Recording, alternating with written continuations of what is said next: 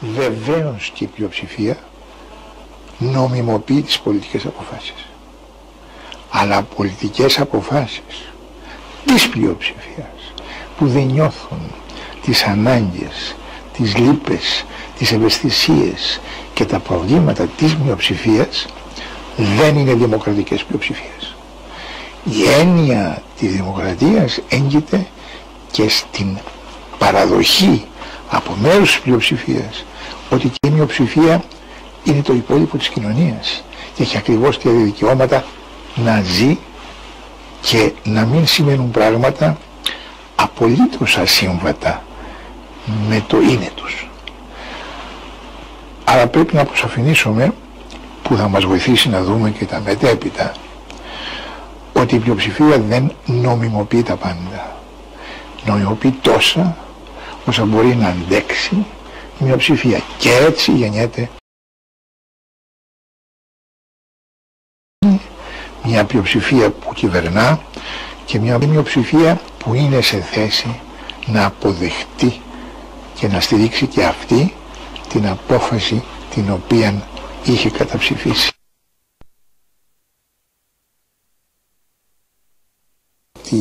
Αν εξηγήσουμε τι θα πει πραγματικά, πρακτικά για τον άνθρωπο, για μας, για τους συμπολίτες μας δημοκρατία, πρέπει να ξεκαθαρίσουμε δύο πράγματα.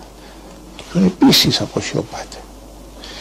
Δύο είναι στιγμές που παράγεται η δημοκρατική βούληση. Ποιες είναι αυτές οι δύο?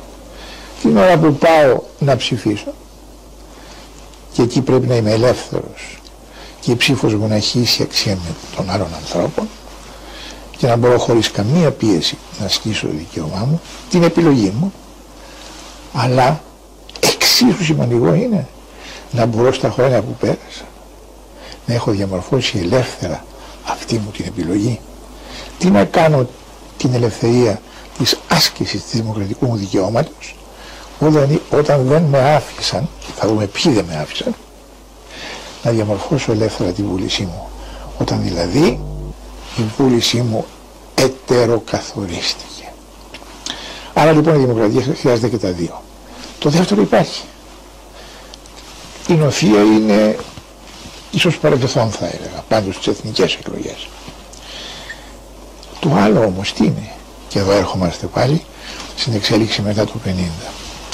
Η εισβολή της ιδιωτικής οικονομίας και της αναπτυσσόμενης επικοινωνιακής τεχνολογίας μες στην πολιτεία. Με αυτήν την εισβολή τι δημιουργείται? Δεν δημιουργείται περιορισμός της δημοκρατίας κατά την έκφραση της βούλησης, αλλά γεννιόνται οι δυνάμεις που κυριαρχώντας τις διαδικασίες στα κόμματα, στους πολιτικούς, ίσως και στα πανεπιστήμια καμιά φορά,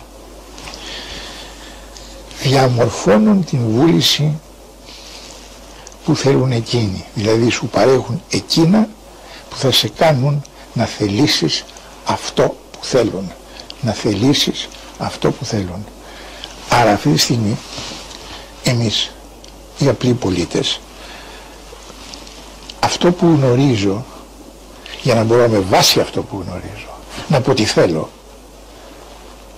δεν μου παρέχεται. Μεταξύ εμού και της πραγματικότητας παρεμβάλλεται ο τεχνικός, η τεχνική παρέμβαση. Ο τύπος και η τηλεόραση πρώτον δεν χωρίζουν την έννοια της πληροφόρησης από την έννοια της κριτικής. Ήδη όταν έχω 100 πληροφορίες και διαλέγω τις 4 για να τις πω, με αυτό ήδη έχω μειώσει για σένα πολίτη την ορατότητα του γίγνεσθε. Αλλά δεν είναι μόνο αυτό. Είναι ότι τα μέσα μαζικής ενημέρωσης έχουν γίνει δικαστήρια, τελειώνουν οι δίκες πριν αρχίσουν στα δικαστήρια, εξοντώνουν προσωπικότητες, αποφαίνονται για το φυσικό και το μαλό και το προφανές. Προφανές είναι αυτό που είπε η τηλεόραση. Μα, σου λέει άλλος, τι μου λες τώρα? Αυτό το άκουσα τη τηλεόραση. Μα τι μου λες τώρα, το έγραψαν. Η δύναμη του τυπωμένου χαρτιού, μεγάλη υπόθεση. Και ακόμα πιο μεγάλη υπόθεση φυσικά, η δύναμη του μικρού κινηματογράφου που μπαίνει στο σπίτι μας μέσα. Άρα λοιπόν, στην Ελλάδα εντονότατα, αλλά όχι μόνο στην Ελλάδα, έχω μία παρέμβαση μεταξύ εμού και των γεγονότων εκείνων των δυνάμεων που προσδίδουν στα γεγονότα την εικόνα που αυτοί θέλουν για να με κάνουν να θελήσω αυτό που θέλουν. Μεγάλη λέει.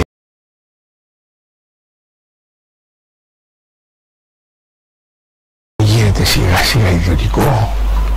Η πολιτική γίνεται ιδιωτική πολιτική. Τα λειτουργήματα γίνονται λειτουργήματα επαγγελματικής εξέλιξης. Το κόμμα γίνεται άθροισμα προσώπων που δια του κόμματος επιζητούν την κοινωνική τους ανάδειξη, ενώ θα έπρεπε αυτός που η κοινωνία ανέδειξε να μπει και να προτείνει κάτι στους ψηφοφόρους τους εκλογής. Τα αντίθετο σημαίνει. Δεν μπορώ να αποκτήσω υπόσταση κοινωνική και δεν το κατάφερα. Επιδιώκω το πολιτικό λειτουργήμα, το οποίο έτσι γίνεται ένα είδος επαγγέλματος. Ένα πρόβλημα. Ότι ο επαγγελματισμός στην πολιτική, δηλαδή αυτή η φάση της φθοράς της, οδηγεί σε εξαρτήσεις των παραγόντων της πολιτικής, αφενός από τις ηγεσίες των κομμάτων και αφετέρου από τους μεγάλους οικονομικούς παράγοντες που χρηματοδοτούν το κόμμα, τις εκλογές ή και τις προσωπικές εκλογές των υποψηφίων.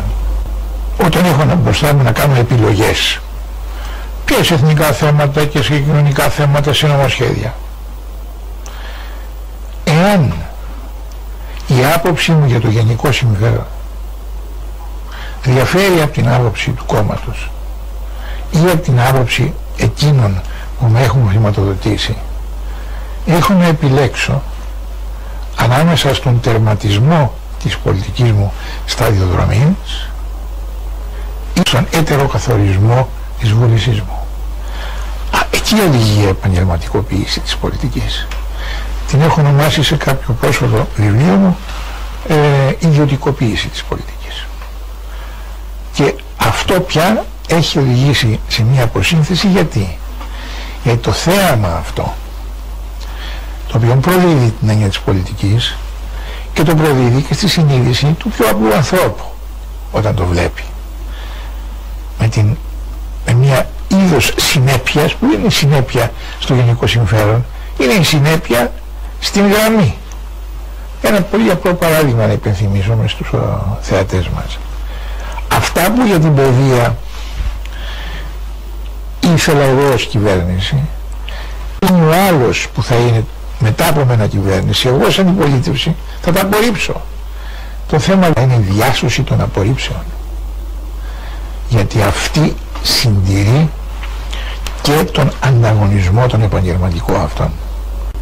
Άρα αυτό που χάνεται είναι κάτι που ίσως ποτέ να μην καταλάβαμε την τεράστια σημασία του, τη διάκριση δημοσίου και ιδιωτικού, ο δημόσιος χώρος και ο ιδιωτικός χώρος. Είναι δύο έννοιες που είναι ρίζα στην συμβίωση των ανθρώπων, και αυτό σιγά σιγά αναιρείται.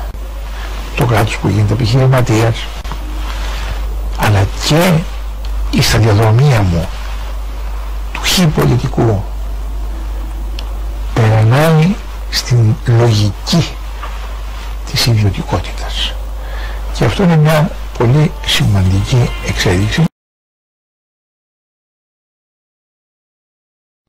Il en apporte deux exemples, monsieur Thierry, mais regardez donc ce qui s'est passé en avril 1848. Regardez ce qui s'est passé, ce qui vient de se passer le 8 février 1871. C'est la première fois en 48 qu'on lançait tous les Français, y compris les pauvres, dans un suffrage. On leur donnait le droit de vote. Il y avait des gens qui en étaient épouvantés en se disant qu'est-ce qui va en sortir. Il en est sorti une chambre admirable, moins belle que celle de 71, mais la chambre d'avril 1848, elle était conservatrice à bloc. Et maintenant, vous voyez ce qui vient de sortir? Une chambre en or, enfin une chambre où ce sont vraiment les possédants qui sont les maîtres.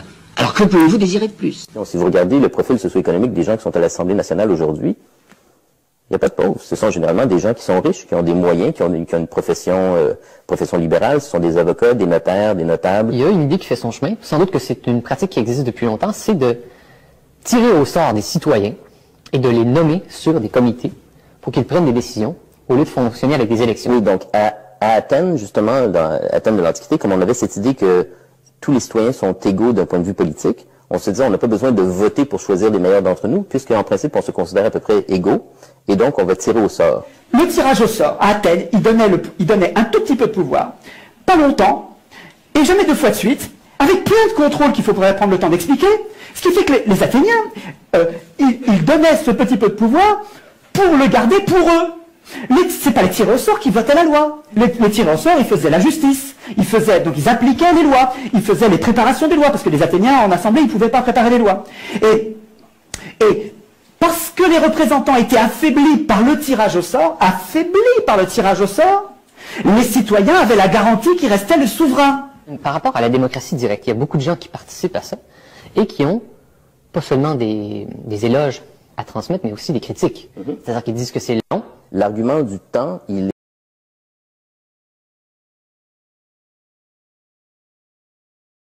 Quand des gens prennent des décisions pour vous, effectivement, ça va beaucoup plus vite. On appelle ça une dictature. La dictature est sans doute le système le plus rapide.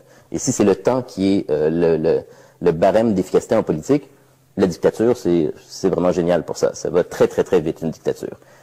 Peut-être que pour être égaux et libres politiquement, il faut avoir du temps. Le capitalisme, s'il pouvait nous faire travailler tout le temps, il nous ferait travailler tout le temps. Ça, il n'y a pas de problème, c'est à peu près ça qu'il faisait au 19e siècle. Et donc, évidemment, là, vous n'avez pas de temps. Et donc, comme on est convaincu que c'est ça qui est le plus important, on pense que se retrouver ensemble pour parler de politique, on pense que c'est de la perte de temps. Ce qui est curieux, en fait, parce que c'est le moment où on est libre politiquement. Le travail disparaît, le travail s'en va. Et c'est une chose qu'on a voulu. Moi, j'ai vécu dans les années 50, on m'expliquait ce que serait l'an 2000. On ne travaillerait plus, on aurait été remplacé par des robots, on serait remplacé par des machines. On ira à la pêche avec ses enfants et ses petits-enfants. C'est ça qu'on voulait. Pourquoi? Parce qu'il y avait du travail extrêmement monotone, il y avait du travail extrêmement dangereux. C'était un travail qui épuisait les gens, qui faisait qu'ils devaient s'arrêter de travailler à 40 ans, à 50 ans. On a voulu ça. On n'a pas pensé en même temps que les gens, la plupart des gens, ceux qui ne reçoivent pas simplement leur argent du capital, c'est-à-dire en faisant travailler les autres, que les autres, il faut qu'ils aient des revenus. Sismondi dit, un des inventeurs du socialisme, un Suisse, il dit la chose suivante: toute personne qui sera remplacée par une machine aura droit à une rente à vie à partir de ce moment-là. Il est remplacé par la machine, il est sauvé, il faut qu'il reçoive une partie de la richesse créée par cette machine. Où va cette richesse qu'on a créée depuis les ordinateurs, les robots, tout ça? Elles vont aux investisseurs, aux actionnaires des entreprises. On se demande comment ça se fait, c'est une curiosité. C'est tellement bizarre que le chef d'entreprise au début du 19e siècle, il gagnait 30 fois plus que son employé le moins bien payé. Maintenant c'est 450. D'où ça vient? Mais c'est l'argent qu'on n'a pas donné aux autres, c'est vraiment pas très compliqué. Dès qu'il y a un système de domination politique, vous allez avoir de la concurrence plutôt que de l'entraide. Un bon exemple, évidemment, c'est le système électoral. Les candidats luttent les uns contre les autres avec leur camp, leur parti, leur faction, pour s'emparer du pouvoir. Et donc, c'est totalement contre-productif d'avoir comme ça une mise en concurrence d'individus ambitieux qui sont assoiffés de pouvoir et qui veulent avoir nos votes et nos suffrages.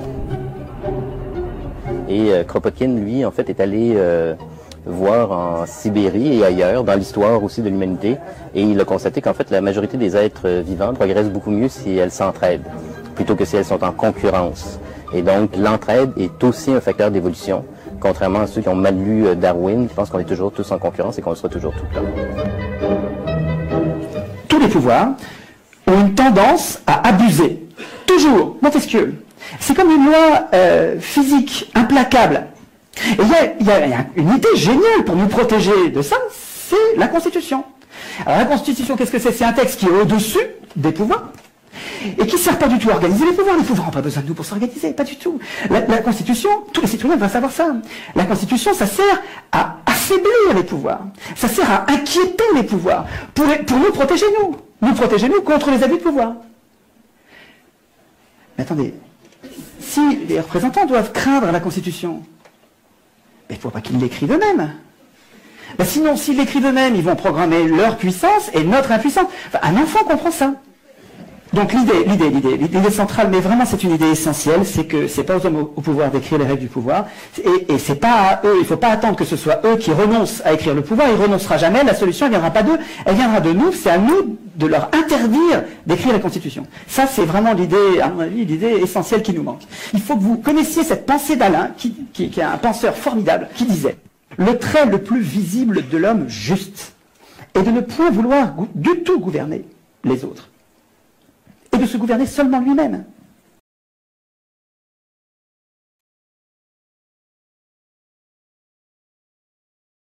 Les gens bons ne veulent pas gouverner.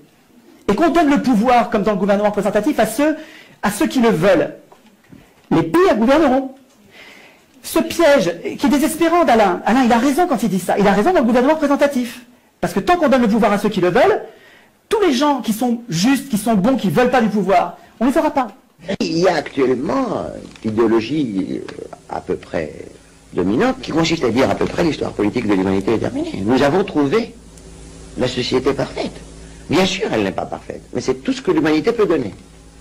Alors, si on fait la liste de tout ce que l'humanité peut donner, avec la situation actuelle, avec les ventes d'armes à l'Iran, avec le Iran Gate, avec la mort par inanition d'une énorme partie du tiers-monde, avec la rivalité entre les deux grands, quels que soient les accords qui passent, etc., qui peut d'un moment à un autre déboucher à une catastrophe, avec les problèmes écologiques fantastiques qui existent. Bon, on s'aperçoit que cette position, l'histoire politique de l'humanité serait terminée, qu'on a trouvé la forme parfaite, est absolument inacceptable. C'est qu'il nous faut autre chose. Et cette autre chose ne pourra être à la mesure des problèmes qui se posent que si effectivement il y a un changement des attitudes de la population, du peuple, des gens, de vous, de moi, des autres. C'est-à-dire qu'ils comprendront qu'il y a quelque chose qui s'appelle la chose publique, et cette chose publique n'est pas ce monstre qui est dans un coin. C'est nos affaires, que ça nous concerne, et que si on s'en occupe, ça nous retombera sur la tête, dans le cas extrême sous forme de bombes nucléaires, dans d'autres cas sous d'autres formes. Allez sur le message.org qui a été fait par l'un d'entre vous. Il me semble que nous devrions, comme des virus, à la base, sans attendre que des médias ou des gens puissants se passe quelque chose, il faut qu'à la base, nous passions le mot entre nous en disant il faut plus que l'Assemblée constituante soit élue, il faut absolument que l'Assemblée constituante soit qui ressort. C'est de là, tout va découler.